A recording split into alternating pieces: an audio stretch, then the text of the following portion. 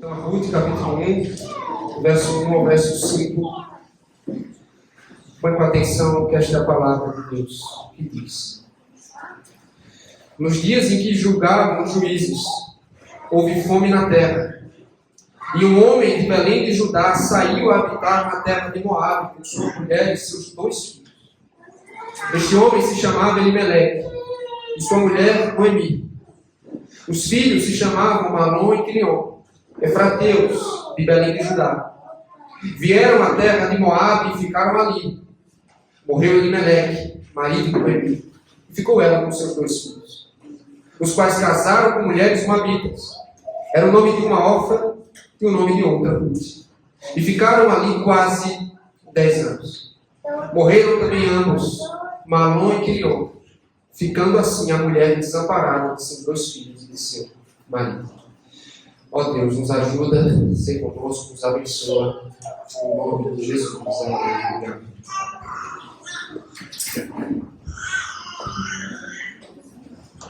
Criação, queda e redenção. Criação, queda e redenção. Este é o enredo narrativo, meus irmãos, que percorre as escrituras de Gênesis a Apocalipse. E dentro dessa grande história da Bíblia, há várias pequenas histórias que resumem o todo, ou que contam a história inteira. É o caso do livro de Ruth, um dos pequenos livros da Bíblia que resumem a história da Bíblia toda. Dentro de seus 80 versos, todo o plano redentor de Deus para a criação é resumido e apresentado em uma espécie de miniatura. O que eu quero dizer é que nós temos aqui, no livro de Ruth, o Evangelho apresentado na forma de um conto. Há quem o chame de uma novela, de um romance, mas nós não podemos enxergá-lo como um simples romance à la Romeu e Julieta, Orgulho e Preconceito. Este é um romance teológico. É um romance redentivo. E qual é o pano de fundo para esse romance, meus irmãos? É o período dos juízes. E se você está aí com a mesma Bíblia que eu, você vai perceber, uma vez que Ruth e Juízes estão seguidos um no outro, que a conclusão do livro de Juízes é assustadora. Capítulo 21, verso 25. Naqueles dias não havia rei em Israel. Cada um fazia o que achava mais reto. Este foi um dos períodos mais sombrios da história de Israel, marcado por apostasia, depravação moral e caos social por toda parte. Mas a ironia é que Israel tinha seu rei, o Senhor. O Senhor era o rei de Israel. E do Senhor Israel tinha tudo o que precisava, desde que se submetesse à sua aliança. Mas porque rejeitou continuamente tanto a Deus como o seu reinado, tudo em Israel é um desastre. E se você conhece o livro de Juízes, você sabe. Ele até levanta juízes para libertar a nação. Mas ainda assim não é suficiente. Porque tempos depois, a nação volta a afundar-se de novo e de novo em idolatria e em depravação. É nesse contexto sombrio, meus irmãos, que o livro de Ruth é uma boa notícia, é um evangelho. E se resta alguma dúvida disso, basta comparar o final dos livros. Juízes termina dizendo: não havia rei em Israel. E Ruth termina com um nome que comunica esperança: Davi. O livro de Juízes nos apresenta ao abismo mais profundo da queda, enquanto o livro de Ruth nos mostra Deus age para redimir seu Israel. Portanto, irmãos, Ruth é a boa notícia que o livro de Juízes tanto necessita. Antes o povo não tinha rei, mas agora, através desse breve conto, com suas tragédias e com um romance provável, Deus está levantando para Israel um rei ideal. Um rei segundo o seu próprio coração. Então, você precisa enxergar o livro de Ruth como uma miniatura da grande história da redenção. Porque quando introduz Davi, o rei de Israel, A Escritura está nos preparando para a apresentação do Filho de Davi, Cristo Jesus, o grande Rei, o Redentor de Israel.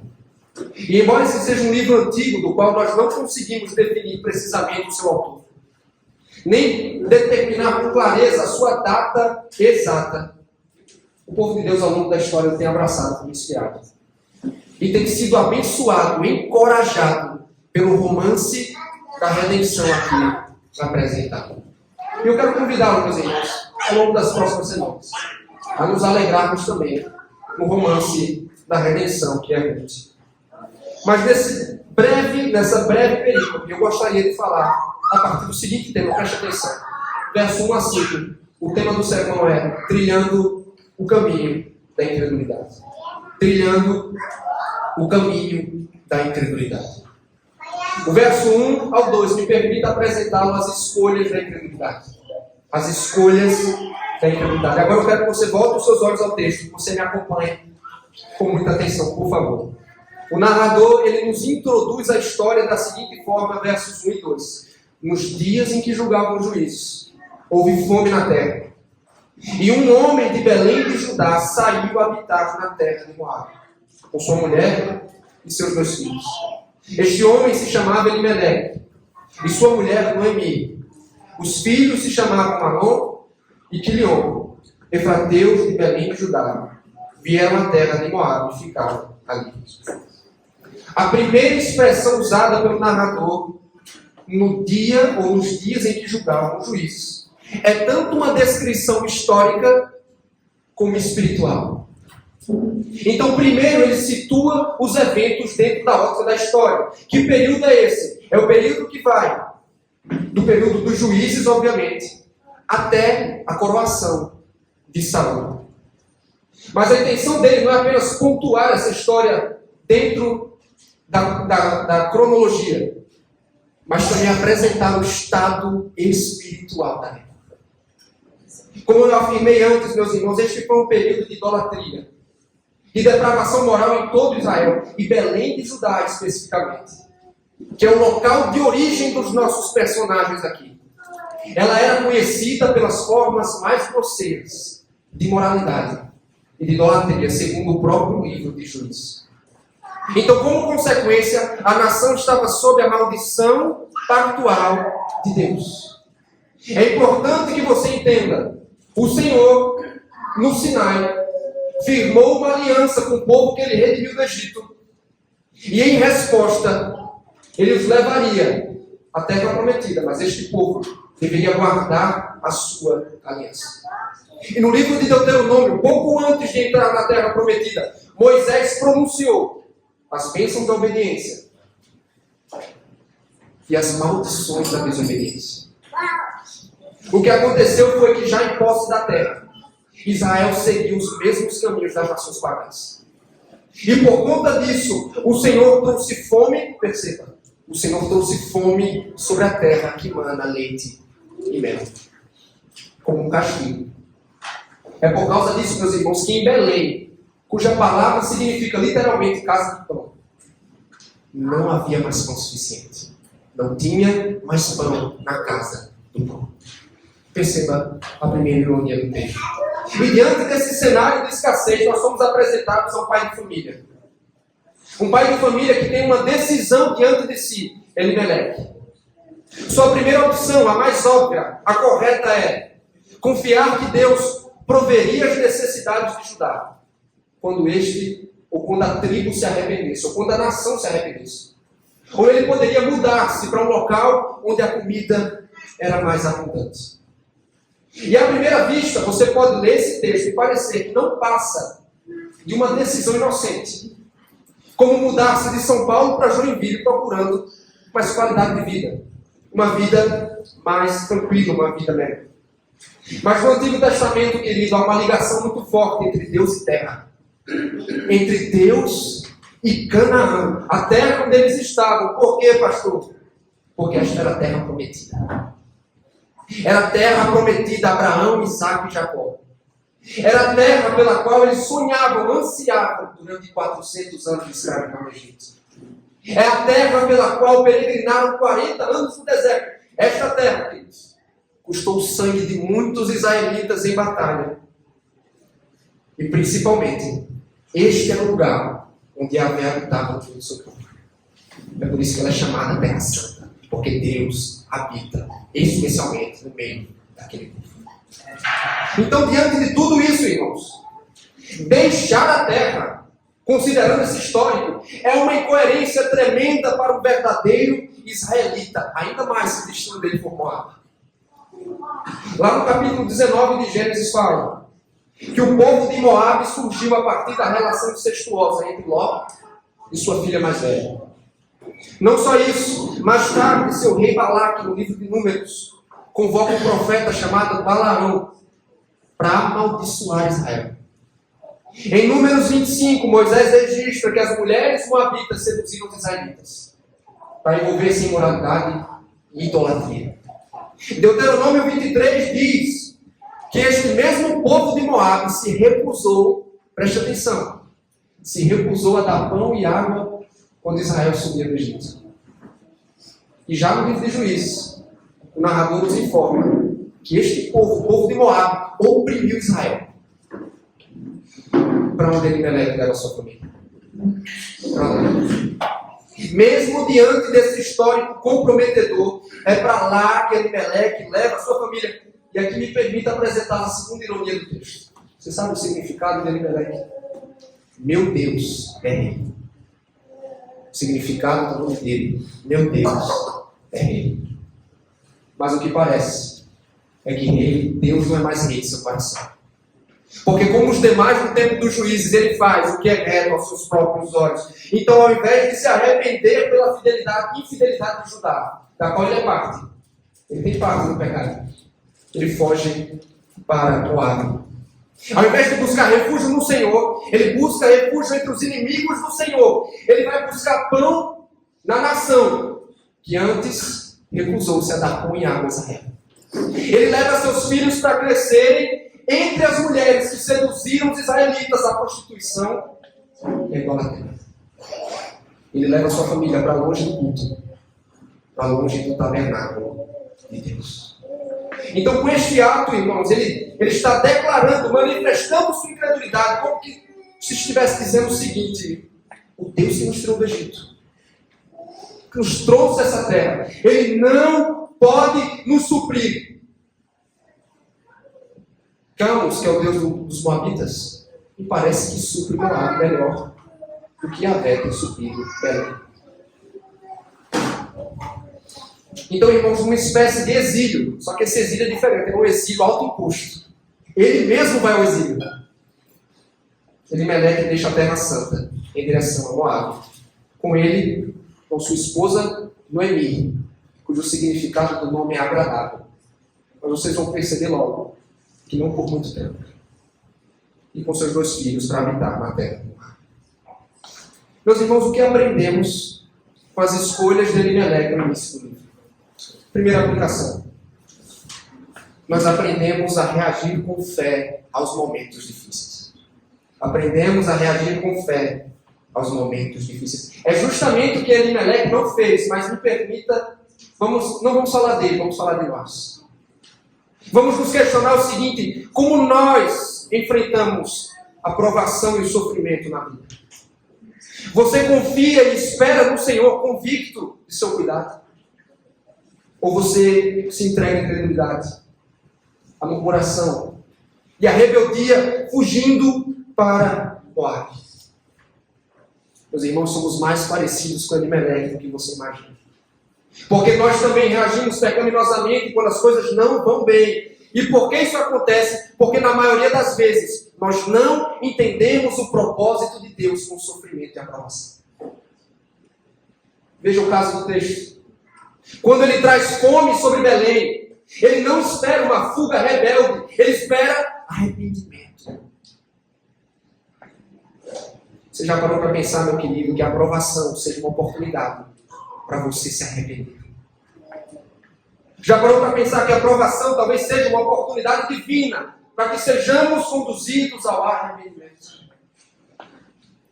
É claro, me permita fazer esse apontamento. Nosso relacionamento pactual com Deus é diferente em muitos sentidos de como foi com Israel. Mas há uma verdade. Deus ainda hoje lida com o seu povo assim. Ele abençoa os que obedecem. Ele abençoa quem anda no temor do Senhor. Ele pesa a sua mão sobre os que insistem na desobediência. É o que o autor dos Hebreus, por exemplo, afirma. Quando ele exorta no capítulo 12, dizendo aos crentes: filho meu, não desprezes ou menosprezes a correção que vem do Senhor, porque o Senhor corrige a quem ama e açoita a todo filho a quem recebe.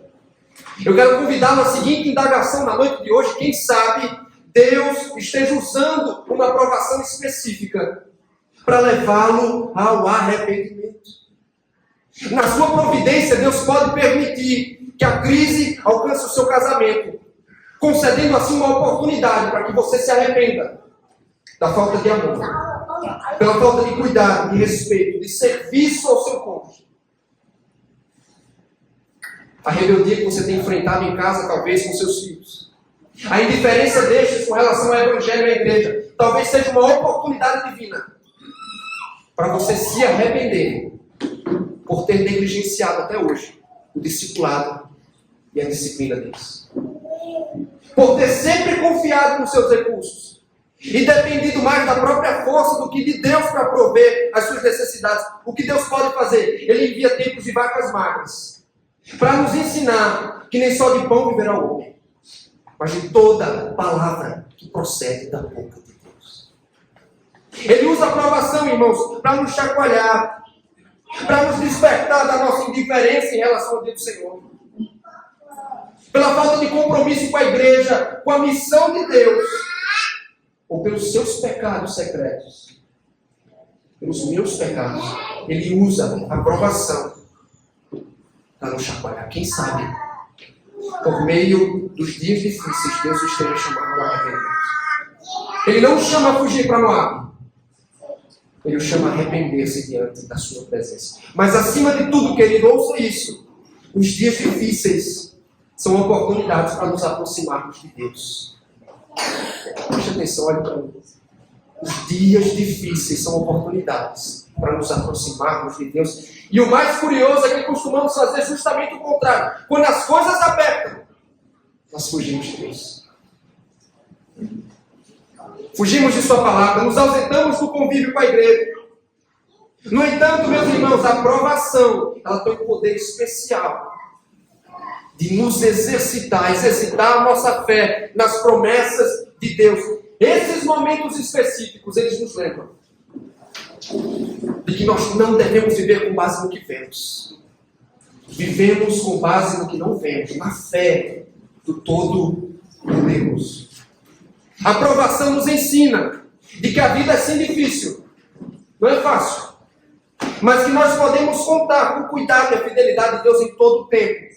E talvez você esteja enfrentando uma enfermidade que debilita, uma crise no casamento, as diferenças e o pecado têm pairado na sua casa. Ou você tem sofrido com o aperto das contas. Meu irmão, o Senhor, Ele se utiliza da provação para nos aproximar, nos trazer para perto dEle. E assim nos refugiarmos na certeza do seu cuidado. Criança, deixa eu dizer uma coisa para vocês, sabe? Acordado, sabe? Maria, está prestando atenção, Maria. Estou vendo você, viu? Crianças, vocês vão ver que nem sempre a vida é fácil. Eu diria mais, Sara. A vida é sempre mais difícil do que é fácil. E em alguns momentos, quando uma coisa não tão legal esteja acontecendo com vocês, vocês vão se perguntar o seguinte: por que Deus está permitindo que isso aconteça? Às vezes uma pessoa que nós amamos adoece. Às vezes uma coisa que a gente esperava muito é que não acontece. E aí nós nos perguntamos por que Deus está fazendo isso. E a primeira resposta que vocês devem sempre se lembrar: Deus usa as situações mais difíceis da vida para nos aproximar dele. Vocês vão perceber logo isso. Viu, Aurora? As situações mais difíceis da vida de vocês vão perceber, vão ser as melhores, sabe? Para trazer vocês mais para perto de Deus. Nunca se esqueçam disso, tá bom? Segundo lugar, meus irmãos, segunda aplicação, nossas decisões precisam de prioridades piedosas.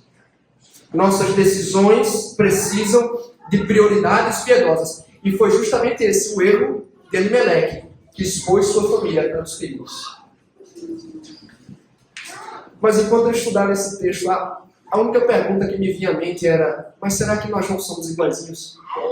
Exatamente como eles em nossas decisões, porque muitas das vezes, em momentos cruciais de nossa vida, os fatores que mais pesam quando vamos tomar decisões, fazer escolhas importantes, não são nada piedosos.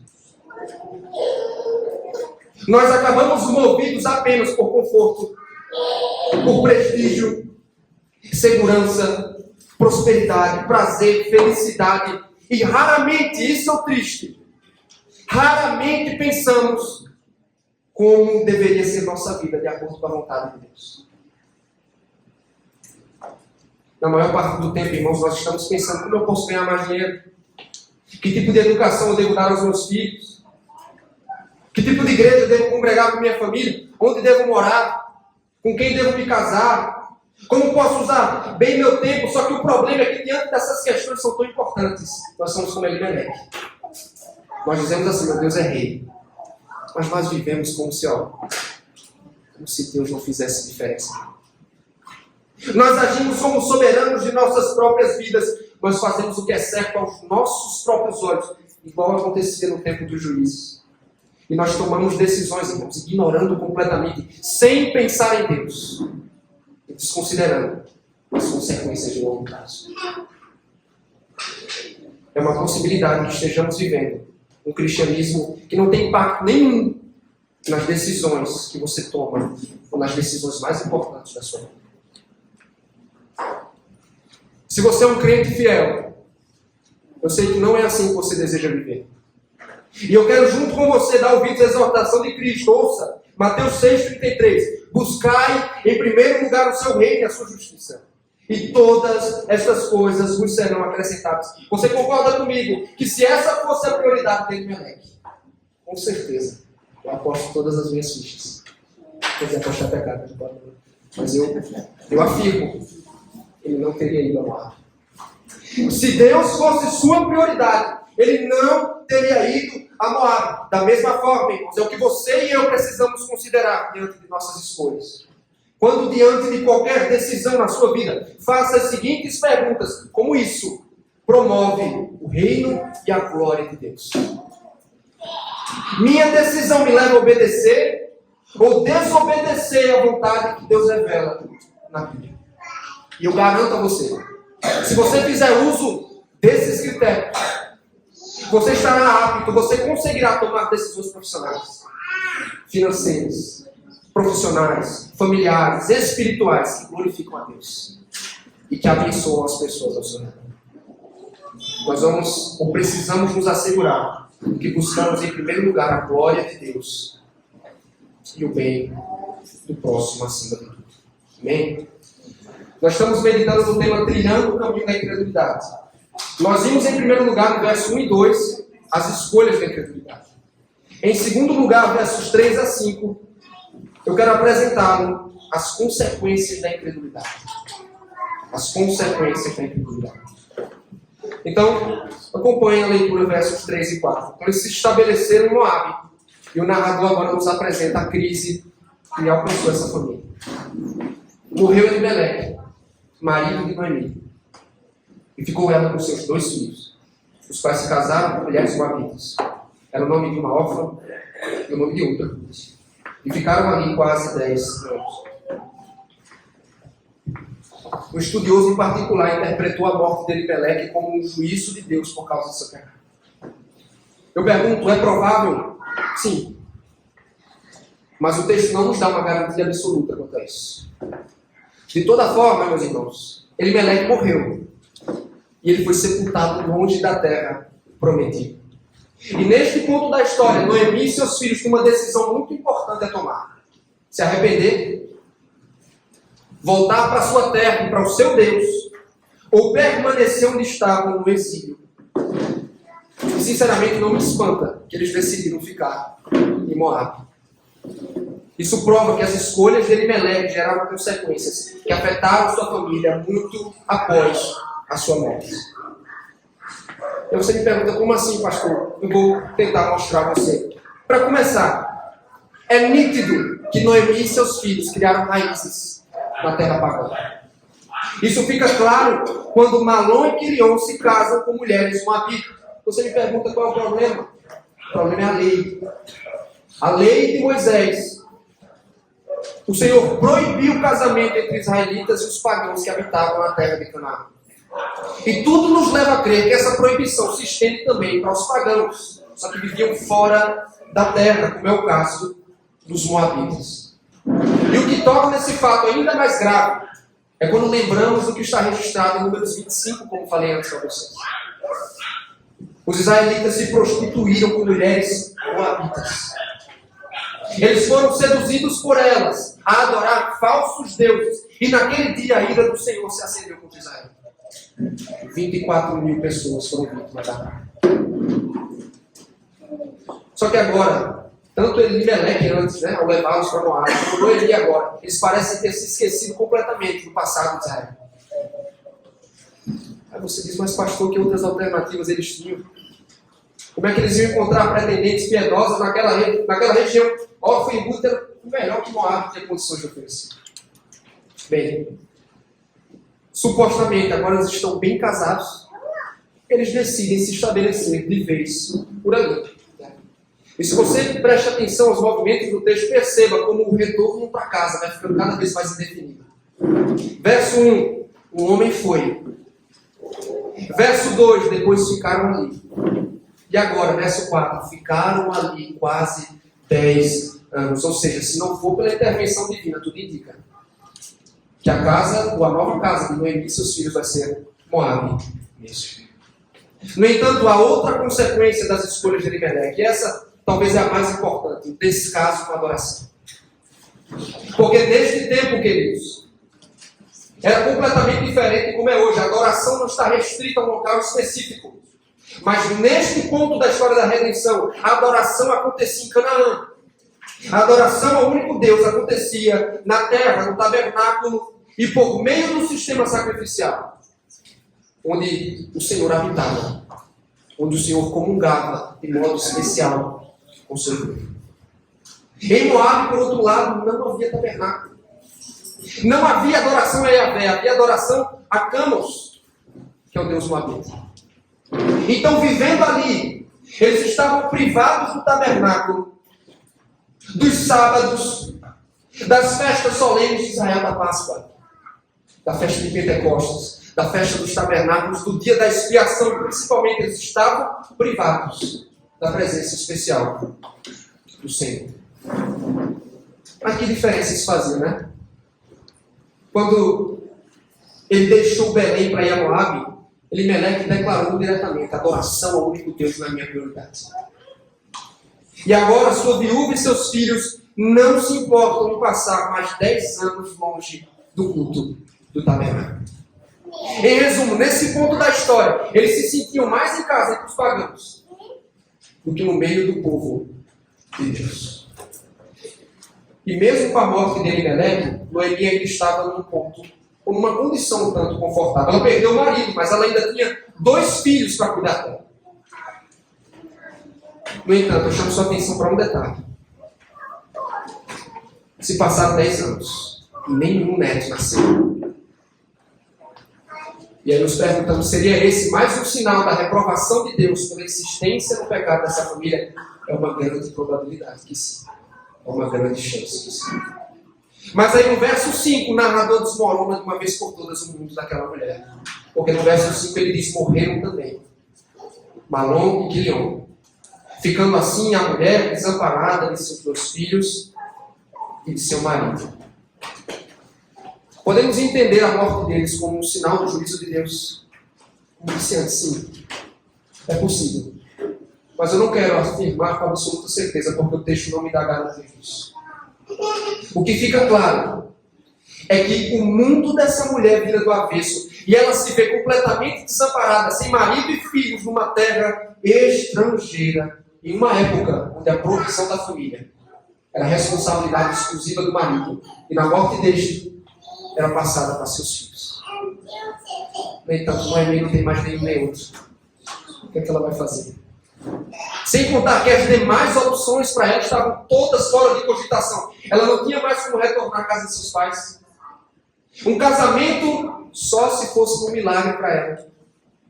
E uma vez que vivia numa cultura completamente diferente, não existia isso da mulher sair para o mercado de trabalho e se sustentar sozinha.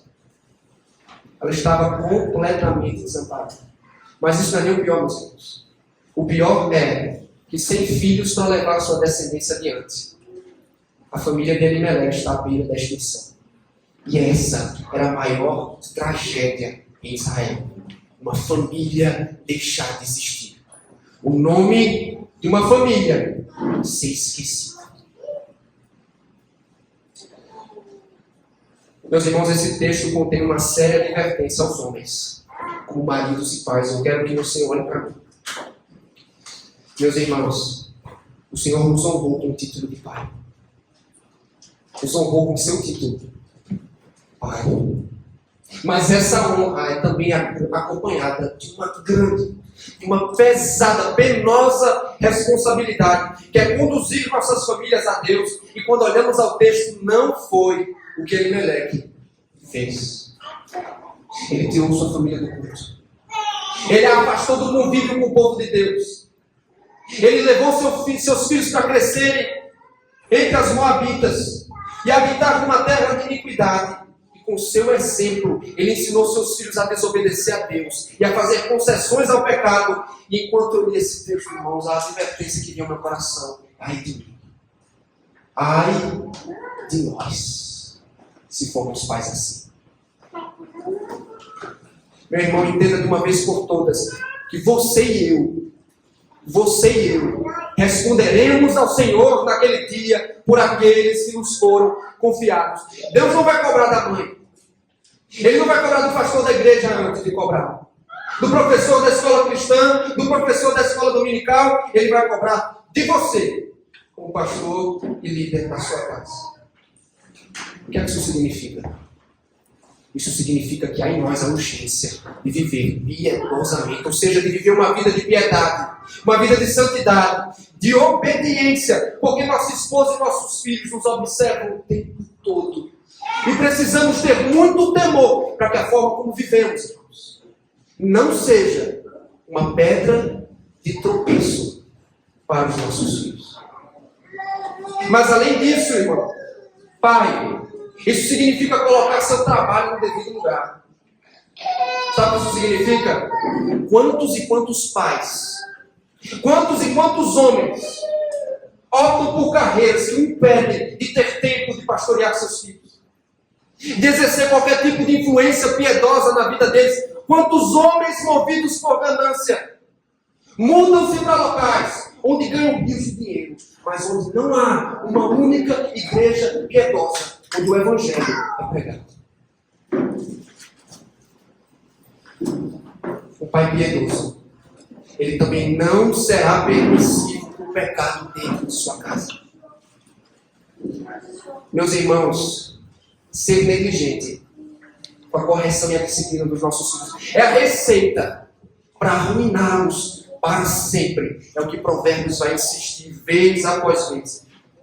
Não corrigi-los, ser permissivo com o pecado, fazer vista grossa com as faltas de nossos filhos, é a receita para arruiná-los para sempre. Além disso, é nosso dever, meus irmãos, protegê-los de companhias, protegê-los de relacionamentos que não se conformam à Escritura. E acima de tudo, esse é o ponto principal: não permita que a sua indiferença, não permita que a sua preguiça, que a sua negligência privem sua esposa e seus filhos de congregar no dia do Senhor, de ouvir o Evangelho, de ter comunhão com o povo de Deus, de desfrutar da bênção de Deus. Não sejamos um obstáculo para que os nossos filhos deixem de amar o dia do Senhor e a casa de Deus. Nós precisamos tremer, meus irmãos, tremer diante da mera possibilidade dessas almas que nos foram confiadas a terem no inferno por conta da nossa negligência. Porque Deus há de pesar sua mão sobre nós se isso acontecer. Não seja como Elimelec. Não leve seus filhos para Moabe, para longe de Deus. Leve-os a Deus. Preste atenção. Fomos chamados para representar a Cristo no lar. Isso significa que somos profetas, sacerdotes e reis. Seja profeta na sua casa, meu irmão, anunciando o Evangelho todos os dias. Seja sacerdote intercedendo pela vida do teu filho, da tua família, e conduzindo-os à adoração a Deus. Seja rei, liderando-os à obediência aos mandamentos de Deus. Que Deus nos ajude, meus irmãos. Não é fácil, mas no Senhor há força, a graça para cumprirmos essa missão. Segundo lugar, não faça concessões ao pecado. Não faça concessões ao pecado. O início do livro de Ruth é um exemplo vivo do que acontece quando fazemos concessões ao que nós queremos. E nós somos apresentados aqui ao modus operandi do pecado. Sabe como é que o pecado começa? É assim, ó. Não, vamos a Moabe só por um tempo, enquanto as coisas melhoram em Belém. Possivelmente esse era o pensamento. Como é que terminou a história? Com os filhos se casando com mulheres da terra. E permanecendo ali 10 anos, ou quase 10 anos. E sempre que trato sobre esse assunto, ou que tenho que lidar com concessões ao pecado na minha própria vida, vem à mente a frase do puritano John Owen: ceda 1 centímetro ao pecado. Só 1. E ele ganhará 1 quilômetro no teu coração. Ceda 1 centímetro e ele vai conquistar 1 quilômetro. O que eles deveriam ter feito após a morte de Elimelec? Se arrepender e voltar à terra. Mas eles aprenderam bem com o pai. Nós já estamos aqui mesmo. E é assim que funciona conosco, meus irmãos. É só uma concessão. Uma concessão inocente. Você quer um exemplo? De que muitas vezes não temos ideia do perigo que estamos correndo quando fazemos concessões. Começa assim, ó. Você não vê nada demais, você é explosivo. Você se ira vez ou outra. Aí depois do tempo você se acostuma. Com alteração de voz, com gritaria na sua casa. E por fim, mesmo que você nunca se imagine fazendo isso, porque você não cortou o pecado pela raiz, você não freou em suas primeiras aparições, sabe o que acontece? Aí o homem levanta a mão contra a sua esposa, porque ele vai fazendo concessões. É como pensam as pessoas que dizem: mas não tem problema, é só uma olhadinha. Passa um homem, uma mulher bonita na rua, é só um olhar. Só que de um olhar inocente, supostamente inocente, você passa aos pensamentos indecentes. Dos pensamentos indecentes, quando não freados, você vai à pornografia. Da pornografia, você vai ao chat. Do chat, você consuma adultério. Pastor, mas hoje eu estou tão cansado para ir para a igreja. É o que a pessoa tenta justificar para si mesma. Para se ausentar do Deus. Só que chega o outro domingo, quando ela não usa essa desculpa, ela usa outro. Ela acha compromissos para si. Ela se entorpece de lazer. Só que ela não percebe o perigo que está correndo. Porque chega um ponto que nem para ela, nem para a família faz mais diferença. Culto, igreja, tem muitos que há pouco tempo estavam em bancos como esse, em cadeiras, em ajuntamentos como esse, que hoje não mais estão. Porque fazem pequenas concessões. E quando cedemos 1 centímetro, ele ganha 1 quilômetro. Ele ganha 1 quilômetro. Como é que lidamos com o pecado, meus irmãos? Radicalmente. Foi o que Jesus ensinou. Se teu olho, se tua mão te fazem tropeçar, arranca-os e lança-os fora. Ou seja, mata o pecado antes que o pecado te mate. Mata o pecado em suas primeiras aparições. Não dê espaço, não faça concessão à carne, porque isso pode custar caro. Faça concessões à carne. Você colherá os frutos amargos da sua concessão. Nós somos encorajados nessa leitura a andar e viver no Espírito e assim não satisfazer os desejos da carne. Andemos no Espírito, meus irmãos.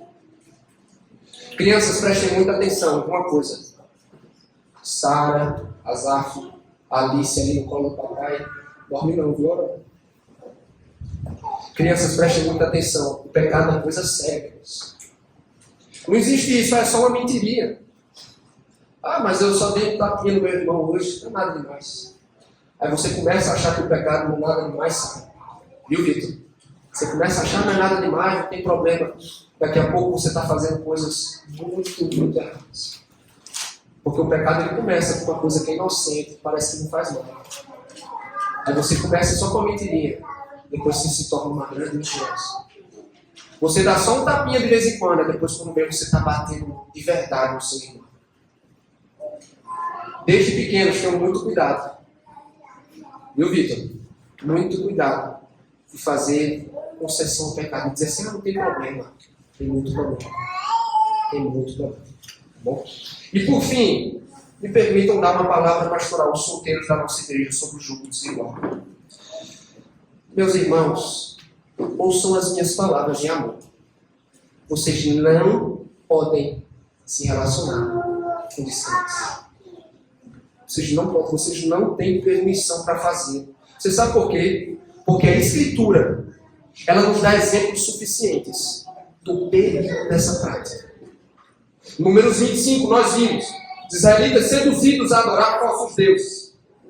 1 Reis, capítulo 11, rei Salomão. Você se acha mais sábio do que Salomão? Sabe qual foi o fim do grande rei de Israel? O fim de seu reinado se deu com Salomão adorando falsos deuses, por influência de suas esposas moabitas. Não por acaso, queridos, preste atenção, não por acaso, esses relacionamentos foram proibidos na Escritura. Você não deve se relacionar com uma pessoa com credo diferente, que não crê no mesmo evangelho, que não tem a mesma fé, porque há um perigo real de você ser seduzido. A infidelidade, a indiferença a Deus, porque tudo começa com a indiferença. E aí você não adianta você vir me dizer, pastor, mas são tantas as qualidades, né? Só falta a fé. É brincadeira a pessoa dizer um negócio desse, né? A fé é o mais importante que isso. Mas eu conheço tantos casos que deram certo, não importa, porque não somos movidos por estatística, somos movidos por obediência. Nós atendemos ao mandamento. Então, meus irmãos, cuidem. E eu digo aos pais, protejam, que vocês estão em posição de fazer. Ainda mais se estiverem sob sua tutela. Protejam, porque há um perigo real. Criança, sabe? Olha para mim, sabe? Você só pode casar quando você se for com um crente, tá bom? Um homem de Deus. Tá bom? Azaf? Viu, meninas? E Lucas? Viu, Eric? Só menina que crê no Senhor da igreja. Todas as outras, é bonita, João, é bonita. Esquece. Tem que ser crente. Tá bom? Tá bom? E para concluir, meus irmãos, possivelmente você já conhece a história, mas me permita dar uma de narrador e contador de história. Será mesmo que essa história termina em tragédia? E aí, graças a Deus, irmãos, o livro de Ruth não termina com uma viúva desamparada numa terra estrangeira. E graças a Deus, porque só por Ele mesmo. E eu digo isso porque somos iguais. Preste atenção aqui. Preste atenção aí para mim. Você e eu somos iguais a Elimeleque e Noemi. E as coisas têm sido assim desde o princípio. Porque já no jardim, no Éden, a incredulidade dos nossos primeiros pais nos levou a escolher caminhos de morte. E desde então, por causa do pecado, nós temos colhido os frutos amargos de nossas más escolhas. Nós nos desviamos de Deus, que é a fonte de todo o bem. E fomos para Moab em busca de um pão, pensando que Moab teria um pão melhor a nos oferecer. O problema é que mesmo diante da abundância que o mundo tem a nos oferecer, nós continuamos quebrados, infelizes e principalmente em inimizade com Deus por causa do pecado. E exatamente como Noemi acaba nesse período, todos estamos perdidos em Moab, colhendo a safra amarga, as consequências do nosso pecado. Mas aí entra o Evangelho. Deus virá ao encontro dessa viúva desamparada. para redimi-la de seus maus caminhos. E é o que ele faz também por nós em Cristo Jesus. Jesus Cristo, queridos, o Filho eterno de Deus. Ele deixou a glória e a abundância do céu. Ele vestiu-se de nossa humanidade. E ele viveu a vida de obediência que sempre falhamos em viver. Ele assumiu as consequências do nosso pecado. Ele sofreu no corpo por nossa incredulidade. E na cruz do Calvário, ele morreu por conta dos caminhos de morte que nós escolhemos, o que nós andamos. Mas ele ressurgiu. No terceiro dia ele ressuscitou. E com ele a esperança para pecadores perdidos como nós. Você sabe que esse verso, olhe para mim. Você sabe que esses primeiros versos de Ruth estão ensinando, estão dizendo o seguinte, em alto bom som, a graça de Deus transcende a nossa rebelião. A misericórdia de Deus é maior do que o nosso próprio pecado, supera o pecado. Não importa o que fizemos, por quanto tempo fizemos, em Cristo, Deus endireita, redime os nossos caminhos. Por isso eu encerro chamando, não seja como os personagens do texto. Se arrependa dos maus caminhos que tem vivido.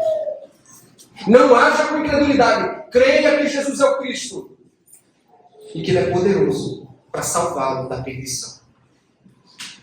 Essa é a boa notícia do Evangelho de Lucas. A redenção para mim, amigo. A redenção para mim, para você. Amém? Vamos orar. A sua cabeça, feche seus olhos. Vamos orar ao Senhor. O Senhor. Que o Evangelho nos dá o poder de Deus para salvar. E nós te bendizemos, ó Deus, porque este Evangelho nos alcançou. Porque nós estávamos perdidos longe. Nós estávamos iludidos, ó Deus, com o pão que Moab te ofereceu. Ó Deus, mas o Senhor nos redimiu dos nossos maus caminhos. Tu nos encontrou quando estávamos perdidos. Ó Deus, nós te louvamos pela redenção, pela salvação que Cristo. Nós nos alegramos, ó Deus, porque tua graça supera o nosso pecado. Porque a tua misericórdia ela é maior, supera os nossos erros, as nossas más escolhas. Ó Deus, este é o Evangelho. Estávamos perdidos e o Senhor nos encontrou. Estávamos longe e o Senhor nos endireitou o caminho, nos redimiu dos maus caminhos. Ó Senhor, se há porventura alguém entre nós, iludido, ó Deus, com o pão que Moab te oferecer, vivendo no pecado, perdido, Senhor, redima-o. Salva, Senhor, entre nós. Encontra, ó Deus. Que o teu Evangelho, por meio do teu Espírito Santo, seja poderoso para salvar. Convertê-lo a ti. O nome de Jesus.